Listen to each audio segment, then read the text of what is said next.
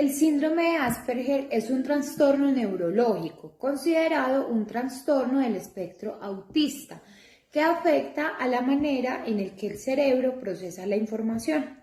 El síndrome de Asperger, como otros autismos, es un trastorno del desarrollo cerebral, donde interactúan causas genéticas y también ambientales, para dar lugar a un anómalo funcionamiento del sistema nervioso central. No se sabe exactamente cuál es el problema y muchas causas distintas pueden dar lugar a la aparición del comportamiento autista, pero cada vez parece más claro que hay dificultades en el desarrollo, obvio, y funcionamiento de las conexiones entre las neuronas que producen un procesamiento de la información cualitativamente distinto. La maduración y conformación del cerebro parecen alteradas. Se producen de forma irregular y a destiempo a veces, con un inicio de los problemas probablemente ya en el segundo trimestre de la vida intrauterina. En relación a la diferencia de prevalencia entre hombres y mujeres, se registran 4 varones por cada mujer. Al respecto, podría ser que las mujeres tengan más plasticidad cerebral y necesitan una agresión genética más invasiva, pero aún pues no hay un estudio concluyente. Sobre el incremento de la prevalencia en general, en Estados Unidos ha llegado a situarse en 1 de cada 88 niños. La mejora en el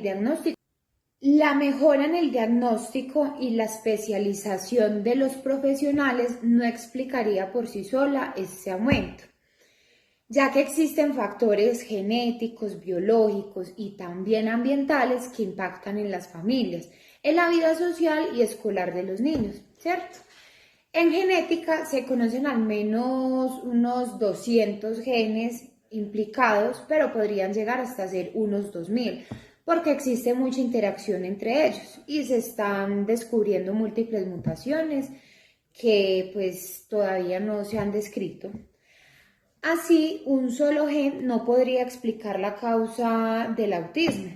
En la interacción con la genética son cada vez más relevantes los factores ambientales y los biológicos, más importantes de los que se creía hasta ahora y que se están tomando más en serio.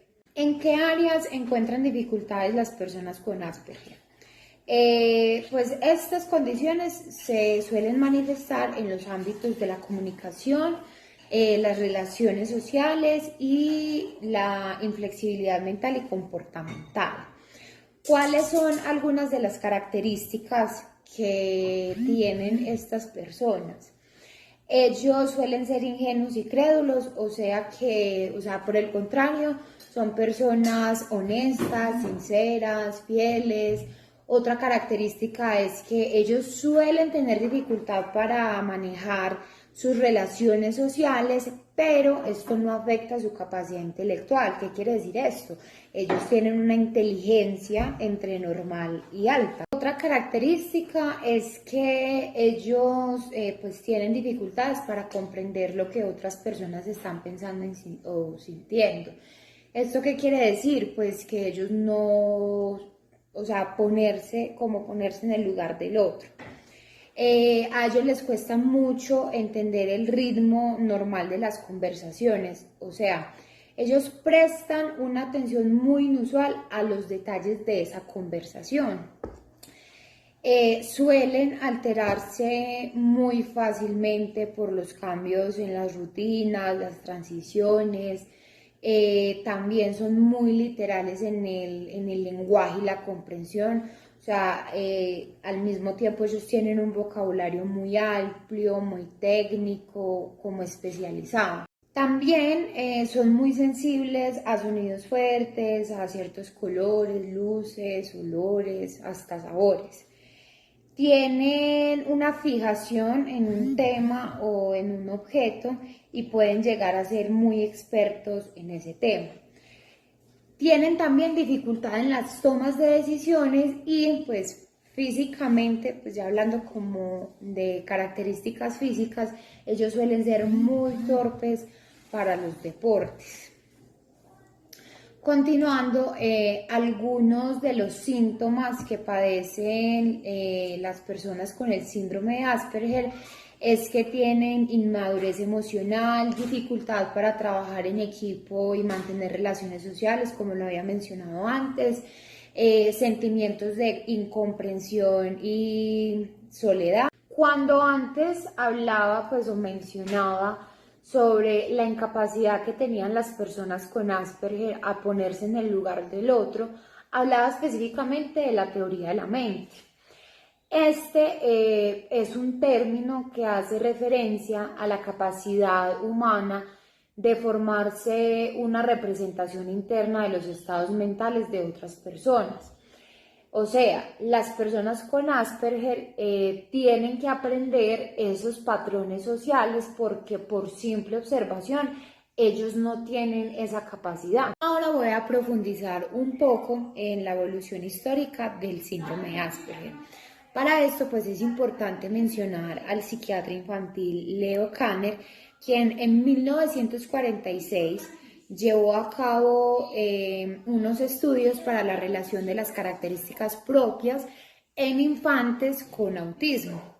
Gracias a esos comienzos, en 1956, Kanner y Einserberg establecieron la primera categoría diagnóstica relacionada con el espectro autista.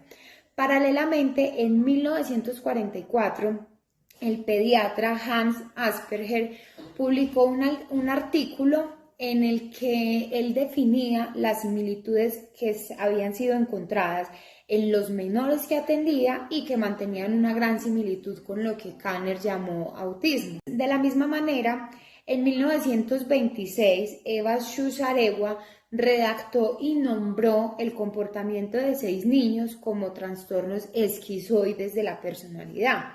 Pero pues actualmente eso sería considerado un síndrome de Asperger. Posteriormente, en 1996, la misma doctora Schusaregua junto al doctor Wolf reformularon aquella teoría reubicándolo en los TEA, los trastornos del espectro autista, ¿cierto?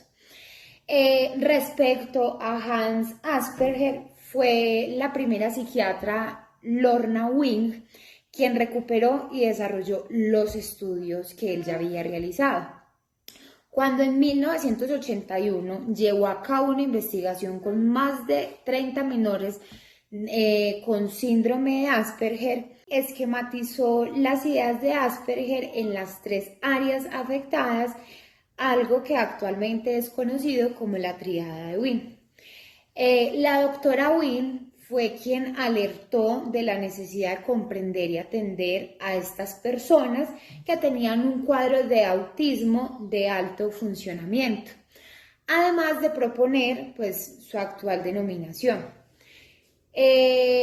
Sin embargo, no fue hasta 1994 en el caso del DSM-4 y en 1992 en la Clasificación Internacional de Enfermedades, lo que llamamos el CIE-10, cuando el síndrome de Asperger se incluyó en los 2 sistemas de clasificación de los trastornos mentales y del comportamiento referentes a nivel internacional para los diagnósticos clínicos. Referente al manual DSM, tanto en la 4ª edición como en la revisión del 2002, el síndrome de Asperger se mantuvo en la categoría diagnóstica TGD.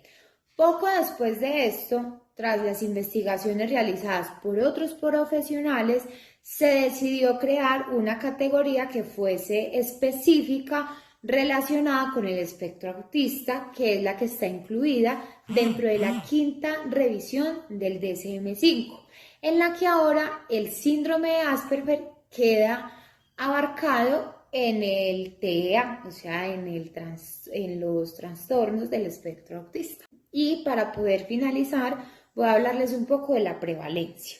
La prevalencia de personas con TEA está alrededor del 1% a nivel mundial y a nivel de la población europea en el 0,6%. De esa misma forma, en los últimos años, el número de diagnósticos de este trastorno ha aumentado de manera muy significativa. Actualmente, alrededor de 1 de cada 175 menores nace con este trastorno a nivel global. La frecuencia de este varía dependiendo de cada país. Asimismo, la información proporcionada por las estadísticas dictamina que la gran parte de los diagnósticos son realizados después de que los niños cumplan los 4 años de edad. Algunas de las manifestaciones del síndrome de Asperger en el ámbito educativo, se ven 3 áreas del funcionamiento afectadas. La primera es la perceptiva cognitiva, la segunda es la de la comunicación y el lenguaje y la tercera pues la social y la emocional. ¿Cuáles son algunas características para detectar esto? En la perceptiva cognitiva son actividades repetitivas, estereotipias, rigidez en las rutinas, fijación por objetos o temas de interés o alteraciones en la imaginación. En el área de comunicación y lenguaje, ausencia o retraso del lenguaje expresivo, anomalías en el habla, un lenguaje más completo, lenguaje literal, las dificultades en las habilidades pragmáticas del lenguaje, dificultades en lenguaje no verbal y alteración prosodia.